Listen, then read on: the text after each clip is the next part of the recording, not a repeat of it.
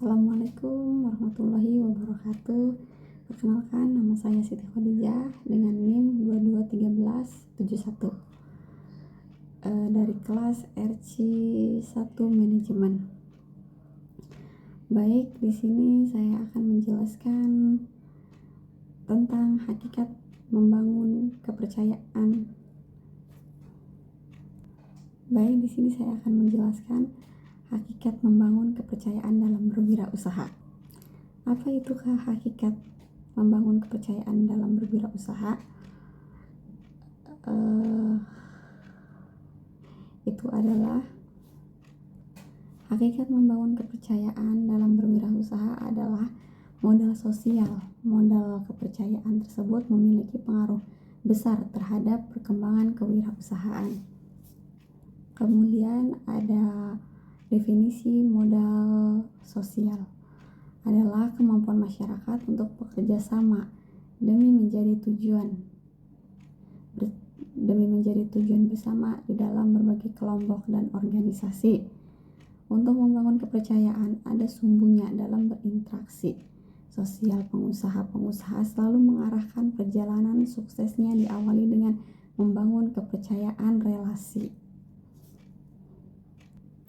Nah, untuk membangun kepercayaan dalam bisnis ada 6 cara, yaitu 1. Percaya pada orang lain lebih dahulu. Yang kedua, hubungan harus saling menguntungkan. Kemudian yang ketiga, selalu bertanggung jawab. Dan yang keempat, menghargai waktu orang lain. Yang kelima, jangan pernah berbohong. Dan yang terakhir, komunikasi dengan baik. Kemudian ada beberapa cara menjadi wirausaha yang sukses, yaitu berpikir positif dan bersikap jujur, yang kemudian percaya diri dan disiplin, kreatif dan inovatif, dan yang terakhir berjiwa berpemimpin dan memotivasi. Di sini saya akan membagikan tipsnya, tips agar bisa menjadi wirausaha yang sukses, yaitu memiliki modal agar bisnis dapat berjalan dengan lancar, mampu melihat peluang bisnis agar tidak mengambil langkah yang salah, memiliki mental pengusaha. Apa itu? Kemudian ada hukum bisnis. Hukum bisnis adalah sekumpulan aturan yang mengatur kegiatan bisnis agar sesuai berjalan dengan koridor yang ditetapkan. Dan apa saja tujuan dan fungsi hukum bisnis? Fungsinya yaitu menjamin fungsi keamanan mekanisme pasar agar lancar dan efisien. Yang kedua, melindungi macam-macam usaha dari yang skala kecil hingga besar. Kemudian membantu memperbaiki sistem keuangan dan perbankan. Kemudian yang keempat, memberikan proteksi kepada pelaku di bidang ekonomi, dan masih banyak lagi. Kemudian ada prinsip dalam hukum dalam bisnis.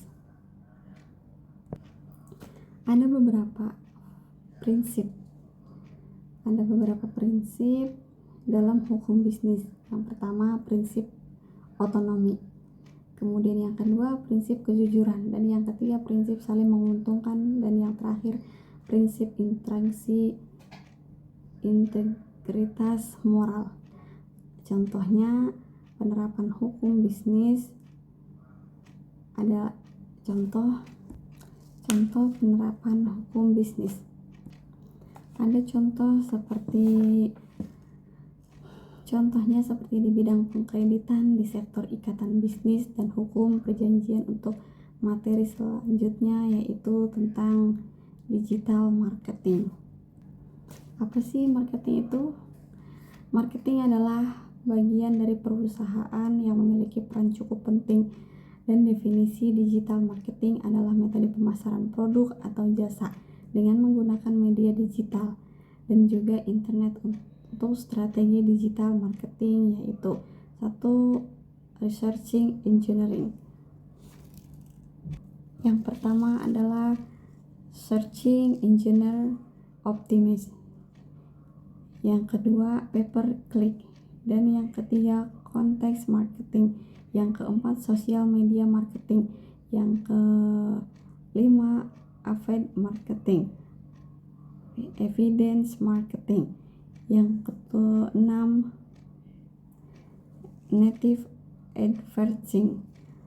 Adapun di sini digital marketing yaitu website, searching engine marketing, social media marketing, online advertising,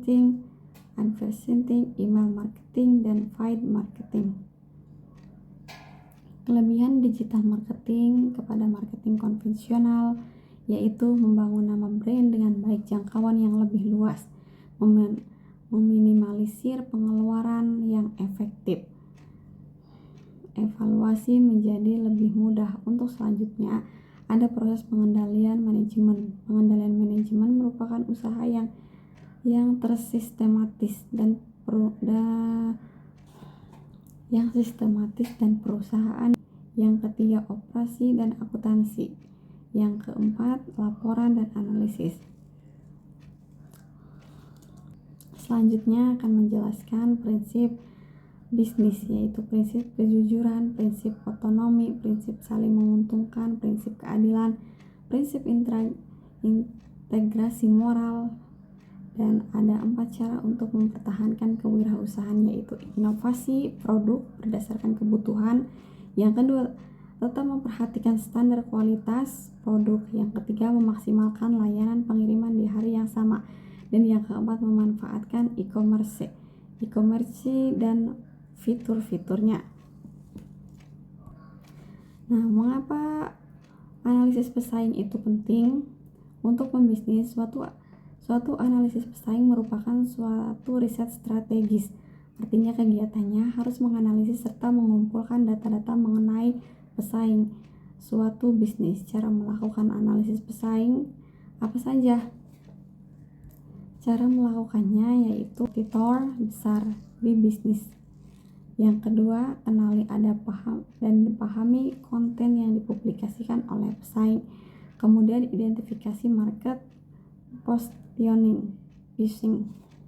Kemudian identifikasi market positioning pesaing. Yang keempat, analisis pengalaman dan kepuasan konsumen. Yang kelima, melakukan identifikasi yang perlu diperbaiki. Kemudian yang terakhir analisis SWOT.